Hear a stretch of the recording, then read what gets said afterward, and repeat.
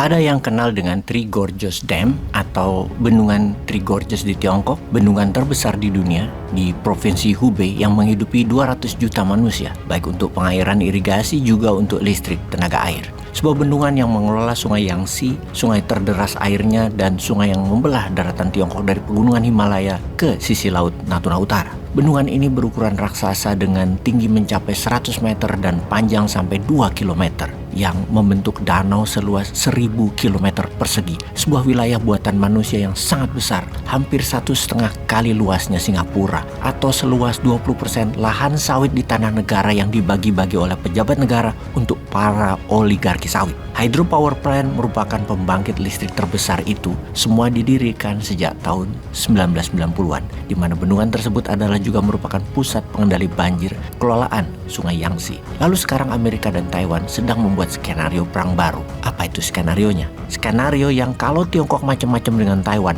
maka akan dijalankan skenario untuk menyerang bendungan Three Gorges tersebut yang akan membuat 400 juta manusia Tiongkok terimbas. Air yang mengalir dari sisi barat ke timur tadi bukan hanya menggenang sisi timur dan tengahnya Tiongkok, bukan hanya kota Wuhan tenggelam atau Changsha atau kota pelabuhan Fuzhou dan Wuhan, namun akan sampai ke kota Shanghai di utara dan Chengdu di barat serta instalasi militer di Nanjing. Kota industri Chengdu, Wuhan, Fujian akan tenggelam. Kota metropolitan pelabuhan instalasi militer di Shanghai, Fuzhou dan Nanjing akan tenggelam.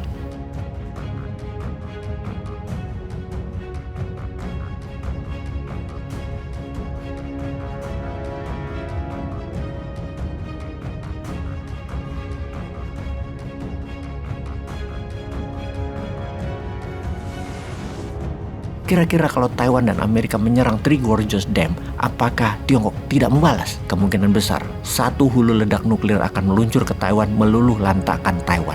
Inilah bencana terbesar di dunia. Bukan hanya warga dua negara Tiongkok, Taiwan yang menjadi masalah, namun dunia. Dunia akan mengalami zaman kegelapan karena FANG, Facebook, Apple, Amazon, Netflix, Google, semua beroperasi di Taiwan secara software dan hardware di Tiongkok. Industri chips yang 80% dunia disuplai oleh Taiwan dan Tiongkok hilang. Semua itu tidak terbayangkan apa yang akan terjadi di sisi ekonomi dan kehidupan ke depan kalau bencana Three Gorges Dam dilakukan, diserang oleh Taiwan. Dan mengapa Amerika melakukan hal itu semua? Ini yang harus kita fokuskan. Mengapa Amerika melakukan hal ini? Demi tetap menjadi polisi dunia atau marshal dunia, demi terus mengendalikan ekonomi dunia dan currency dunia, maka Amerika pasti akan melumpuhkan Tiongkok dengan cara keras. Tidak heran, sekarang Amerika lah yang menantang perang. Amerika sedang memancing-mancing Tiongkok untuk menyerang secara militer. Pertahanan antar pulau atau island chain defense dilakukan Amerika adalah mengkotakkan Tiongkok dengan Laut Pasifik.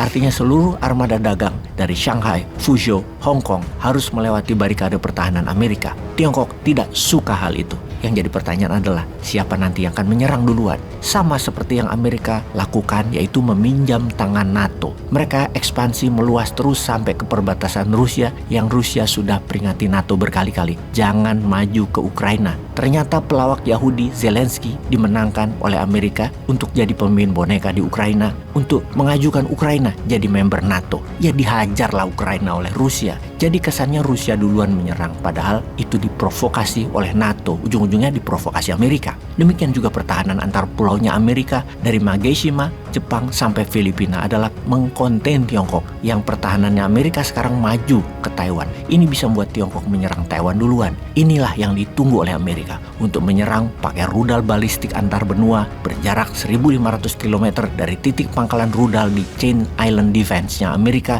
ke Three Gorges Dam tadi. Ini bisa dilakukan kapanpun oleh Amerika. Amerika memang ingin melakukan depopulasi dan Amerika ingin Tiongkok hancur. 200 juta meninggal, efek perang Tiongkok-Taiwan. Ya rapopo buat Amerika. Emang gue pikirin, yang penting tidak akan ada lagi yang bisa menantang gue for the next 100 years. Dan hal ini juga yang menjadi kepedulian kita, warga recehan Indonesia yang tidak pernah didengar suaranya oleh pejabat di atas sana yang maha pintar dan mulia tersebut. Kita mengingatkan, dikatakan seakan-akan tidak ada bagusnya yang di atas sana. sana. Padahal maksudnya bukan begitu. Kalau ada hal yang penting atau bahaya, ya kita katakan agar pejabat di puncak tertinggi memperbaiki. Kita tahu ya, di sisi utara IKN atau Nusantara. Duh, kok wilayah Nusantara yang besar mengapa jadi kota kecil ya, jadi IKN doang.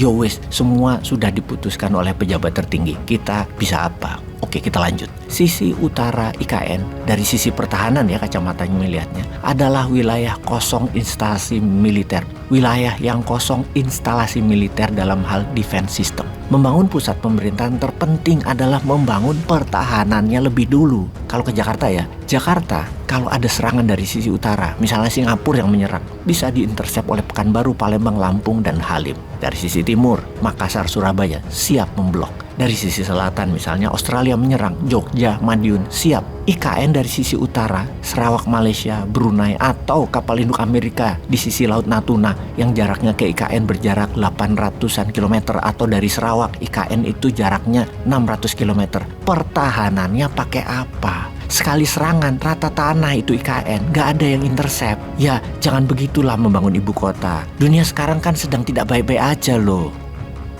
Peace.